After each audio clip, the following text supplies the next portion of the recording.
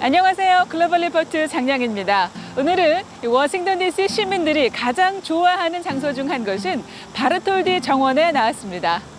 이곳은 1820년 설립된 국립식물원의 부속 정원으로 1932년 조성됐는데요. 정원 중앙에 있는 높이 9m, 무게 15톤의 빛과 물의 샘이라는 이름의 이 분수는 뉴욕 자유여신상을 만든 프랑스 조각가 프레데릭 오기스트 바르톨디가 1876년 필라델피아 만국 박람회용으로 제작했는데 이곳 정원이 조성되면서 워싱턴 DC로 옮겨왔습니다. 8,000제곱미터 규모의 이 정원은 새로운 식물 품종을 알리고 정원의 최신 유행을 보여주기 위해 다양한 스타일의 식물 조합을 늘 선보이고 있습니다. 북미에서 가장 오래된 식물원 중 하나인 국립식물원은 1년 내내 무료로 방문하실 수 있습니다. 다양하고 깊이 있는 세계 소식 글로벌 리포트 지금 시작합니다.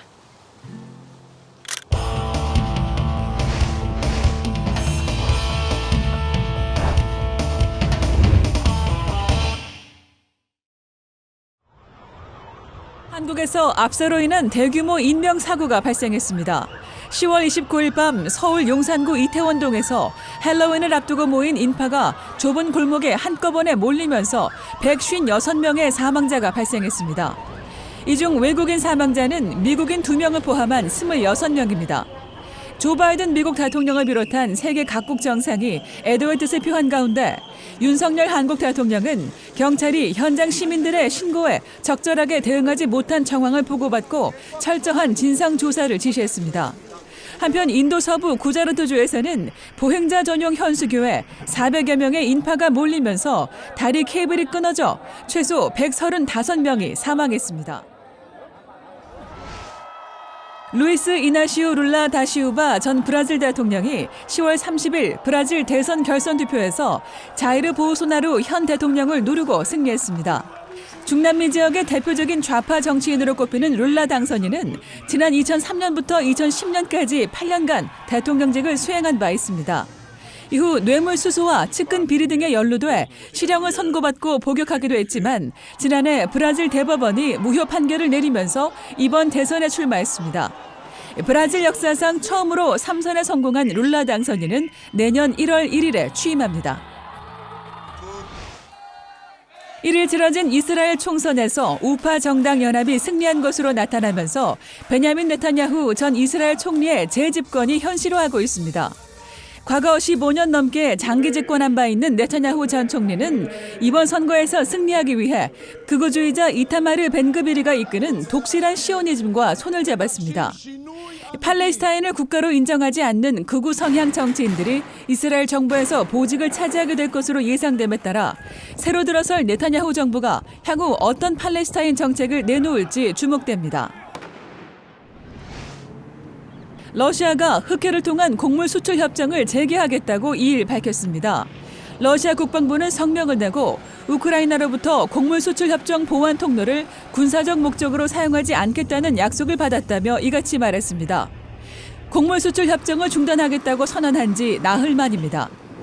러시아 국방부는 현재 약속받은 보증이 충분하다고 믿고 협정 이행을 재개한다며 유엔과 터키의 중재가 러시아의 협력을 끌어냈다고 밝혔습니다.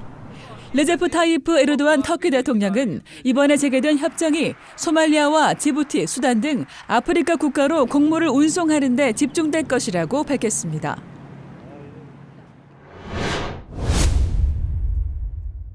Most important by-election in our lifetime.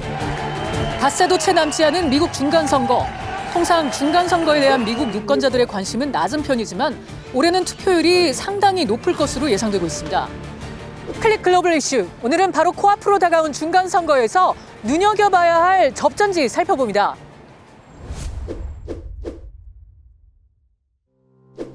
미국 동부의 버지니아주. The last election was probably the most secure election we ever had. So this is total hokum that these people have made up. I did not see anything personally that raised my concerns. 11월 8일 중간선거는 미국 여론이 어느 때보다 양분된 상황에서 열립니다. I have referred to most of our national elections since the year 2000 as Armageddon elections. Translated, If my side wins, thank God. If their side wins, this is the end of the world. This is another Armageddon election, but it's Armageddon plus. 그만큼 이번 선거도 어느 때보다 치열한 양상을 띨 것으로 보이는데요. 이번 선거에서 예상되는 접전지는 어딜까요? 먼저 연방 상원부터 보겠습니다. 총 100석인 상원에선 이번에 보궐선거를 포함해 35개 의석을 놓고 경쟁이 벌어지는데요. 이 중에서 애리조나와 콜로라도, 조지아, 노스캐롤라이나, 뉴햄프셔, 네바다, 오하이오, 펜실베이니아 등 8개 주에서 접전이 벌어질 것으로 예상됩니다. 특히 펜실베이니아주에 시선이 집중돼 있습니다. 공화당 후보로는 TV 토크쇼 닥터 오즈로 대중에게 이름을 알린 메멧 오즈 후보가, 민주당 후보로는 존 패터먼 펜실베이니아주 부지사가 나섰습니다. Pennsylvania deserves better than Fetterman. Oz might be a joke, but I don't believe any one of us finds it very funny. 연방 상원의 양당 의석이 50대 50인 상황에서 민주당, 공화당 양측 모두 펜실베이니아주의 결과에 사활을 걸고 있습니다. 상원 다수당 탈환에 결정적인 역할을 할 것으로 보고 있기 때문입니다. All of the attention being paid to Pennsylvania is because this is the one place where analysts suspect that Democrats have a chance to turn a Republican-held Senate seat. 하지만 민주당은 애리조나와 조지아, 네바다의 의석도 지켜내야 합니다. 어느 하나라도 공화당에게 뺏기면 태세는 불리해집니다. 전체 의석수 435개를 놓고 선거를 벌이는 하원은 9개 자리가 다수당 지위 확보를 좌우할 것으로 보이는데요. 바로 알래스카 광역구와 애리조나 제2구, 캘리포니아 제22구, 플로리다 제13구 등입니다. 하지만 상당수 전문가가 하원은 공화당이 장악할 것으로 예상하고 있습니다. The historic pattern is that the party in the White House loses seats in midterm elections, and that pattern is stronger in the House than in the Senate. In elections over the last half century, the party in the White House has lost about 24 seats in a midterm election. 한치 앞으로 다가온 중간선거, 민주당, 공화당 중 누가 승리하느냐는 결국 부동표에 달렸습니다. 여론조사에 따르면 10%가 넘는 유권자들이 어느 쪽을 뽑을지 아직 결심하지 못했다고 하는데요. 민주당이든 공화당이든 중간선거에서 이기기 위해선 이들 중도층 유권자의 마음을 사로잡아야 합니다.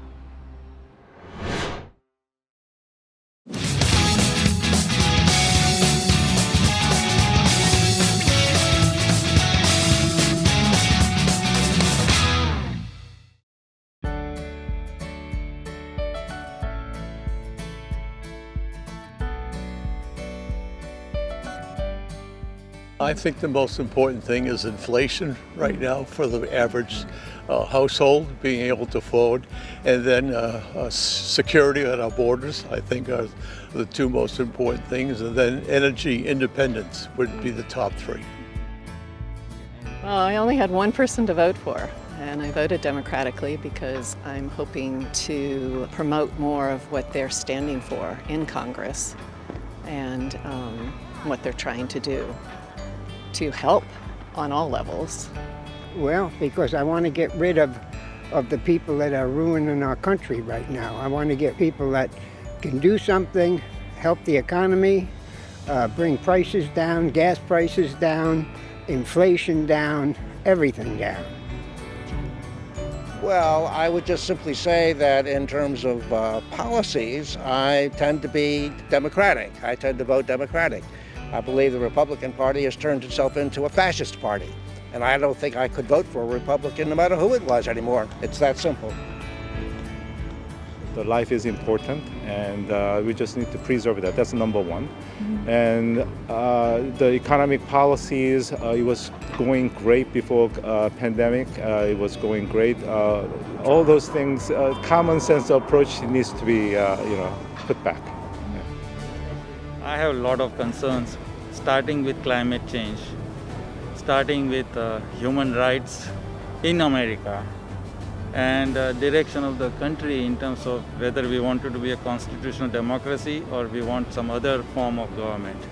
And I think we all need to think about it and express what our opinion is. It's good to have people who are older with experience, but we also need a lot of new people, younger people who understand, they represent the growing population of America, the younger people. And so I want to see a better mixture of people. I also want to see that the Congress gets along and gets things done and puts aside many of the differences to get things done for the country. I feel that in today's world, democracy is under threat, and voting is one of the ways that we participate in democracy, so that's why it's important to me, and that's why I'm here. I mean, we have war in the world, we have taking away rights of women, all sorts of things, and I just think it's important to vote, period. Whether you're on one side or the other or neither, but it is important to participate in the democracy.